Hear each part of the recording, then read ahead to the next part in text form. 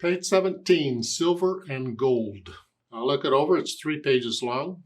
The clef signs are treble and treble clef, at least to start. They may not stay that way, but at least to start, they're both treble clef. This is one of the reasons I always check the clef signs. Now, there are no sharps or flats in the key signature. This is in the key of C major. If you're doing scales, then go ahead and do the scale for C major. If you're not doing scales, that's fine. We'll wait.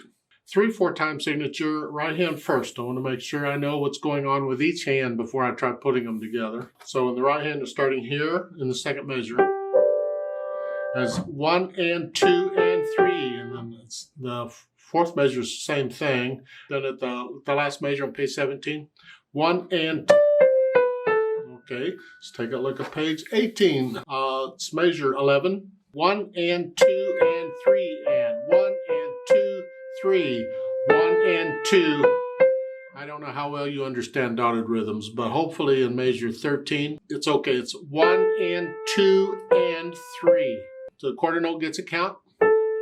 The dot to the quarter note, that comes on beat 2, gets half a count. So the 8th note has to come on the and of 2.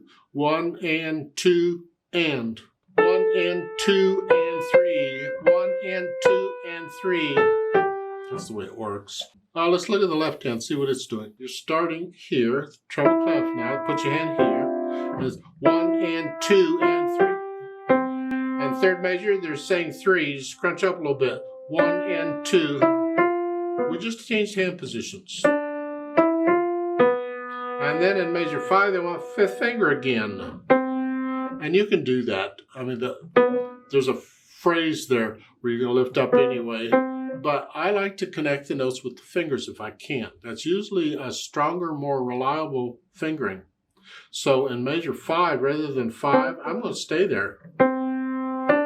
Because I have 2 E's. The last beat in measure 5, the first beat in measure 6, it's the same note. I'm going to change hand positions there on a repeated note. So 1 and 2, now 3. 1 and crossover for one note. You don't even have to cross over if you don't want to. If you need to practice, it's good for you. However, since we have 2 G's there on measure 6 and 7, I can change hand positions there too. I can go 1, 2. Now I can do that if I want. There's options. You do it the way your teacher tells you to do it. I'm just giving you options. In some pieces, one way works better. And in other pieces, the other way works better. It's just good to be able to do it either way. Now, going on, measure 9 right here. And again, if you don't want to cross over, if you need the practice, it's good for you. Because you're actually changing hand positions there. But you don't have to. I got 2 G's there. 2 G's, I can change there. 2. Here, and I'm in position. It's fine. Then a whole bunch of rests to come down. Do it again. Same thing we did before. Let's go over to measure 25. Then 4. Then here. That's okay, you can do that. It's a little awkward, but don't shy away from awkward. However, you don't really have to. I could just as easily, rather than here, I could reach down at 3. There, I changed hand positions. Either way gets it, as long as it's comfortable. And you want to be able to do this without looking at the keyboard eventually, where you know where that D sharp is by feeling. Then the last line there, it's 1, 2, and then C and E together. You don't need all those finger numbers. The half note there in measure 30, that's all you need. Just the others you just play. So then I'll put the hands together and let's see what kind of a thing we've got. Well, on page 17 is really one hand at a time. Here and here. Here. 1 and 2. 1 and...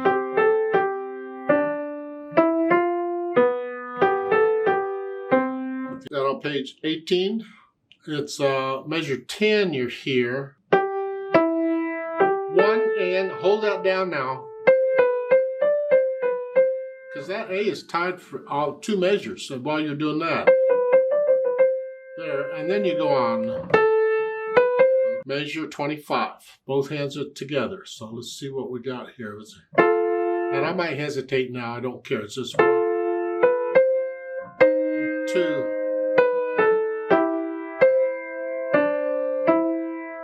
So very slowly the rhythm. 1 and 2 and 3 and 2 and 3 and 1 and 2.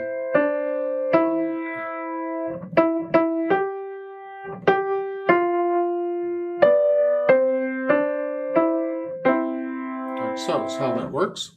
So put the hands together, and then I'll go back over it slowly and work out all the hesitations. So it's a steady beat, a steady pulse from beginning to end, except maybe for the page turn, you can stop, turn the page for that. Otherwise, no hesitations. Once the hesitations are gone, I'll think about the articulation. We have phrasing here, even though it's not marked. Let's connect these. You can lift up, you see the commas in the words, and so you can lift up like a new phrase. Lift up, lift up. You can lift up for the phrasing. The other hand, I'm just connecting. And keep in mind that when the melody goes from one hand to the other, that doesn't affect the articulation. Take a look at measure 14 and 15. Along here, you're here. All of that, that's all, it's all connected. Just because it changed hands doesn't mean you lift up or anything, no. But when you get done with measure 16, there you can lift up, it's a new phrase.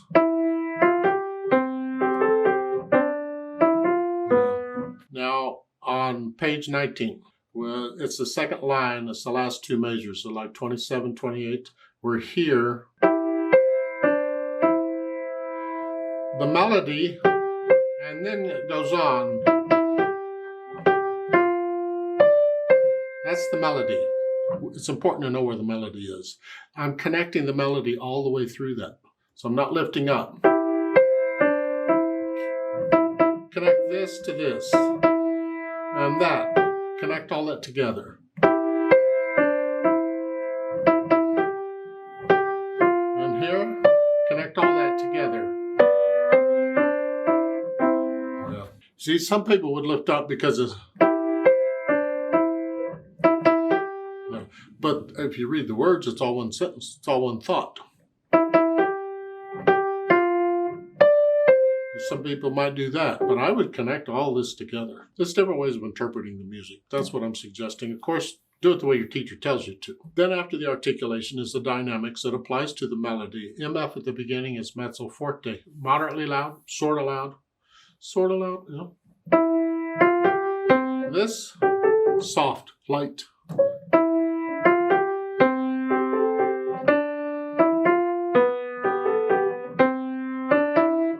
Then on measure 21, there's a crescendo. So I'm going to go up from moderately loud to loud. Not very much difference here. So in measure 21, I'm going to stay moderately loud.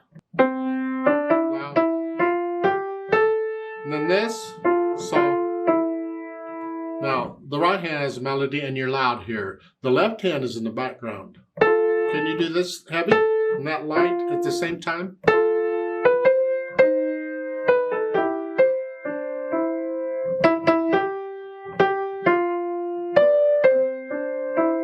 So we hear the melody all the time. It stands out. That takes practice because you're heavy and light and it's going back and forth and it's good practice. If you're doing scales, this is one of the things you practice with scale. You play one hand louder than the other. See scale? However fast you go, play the right hand loud and the left hand soft. And then switch it. So you get used to playing one hand louder than the other, and then when you need it in the music, you just do it. Anyway, after the dynamics, then I think about the speed. And gently is not a speed. It's somewhere in the middle. You know, it's just somewhere in the middle. 2, 1. Now let's deal with this page turn. We got to get this page turned so it doesn't mess up the beat. The beat's got to go on. And there's a list of options you go through. And the best one, of course, is memorize it. Memorize it, or at least memorize page 17. We're going to pretend none of that's worked and there's nobody to turn the page for you. You got to do it yourself. Okay, so what are we doing? Find a place in the music where one hand isn't busy. And that way, while the other hand is playing, that hand can turn the page. You may have to memorize a measure or two, but that's okay. You can do that. If you look on page 17, the second line, the right hand doesn't play the first three measures. So it's like around measure 6. While the left hand is doing that, go ahead and turn the page. You just have to memorize that last measure. You have to be able to play that for memory. By the time you get there, you already turned the page. So you got to memorize that measure. But if you can do that, then it'll flow fine and you can get the page turned.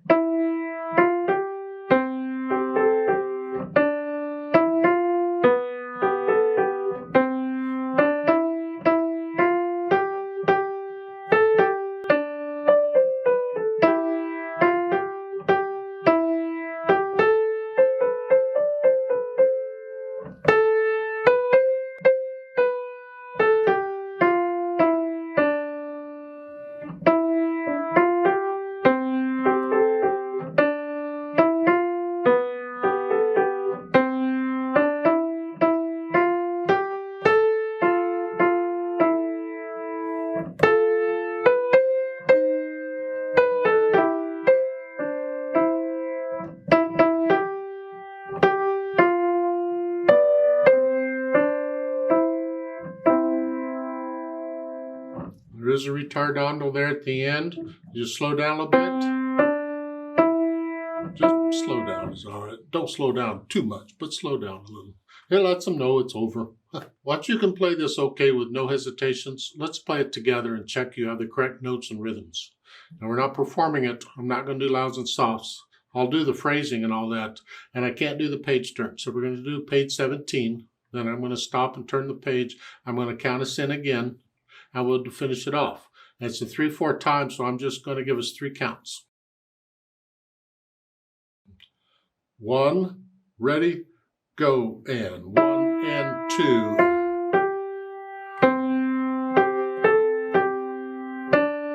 2.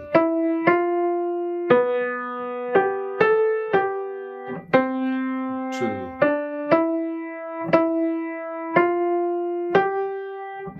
And 2. And stop and turn the page. 1, ready, go. 1 and 2. 2. 3 and 4 and 1 and 2. And 4. 1, 2, 3. 1 and 2. And 2.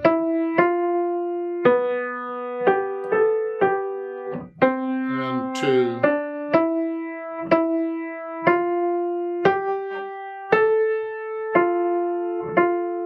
1, 2, 3. 1 and 2. And 2 and 2. 2. 2.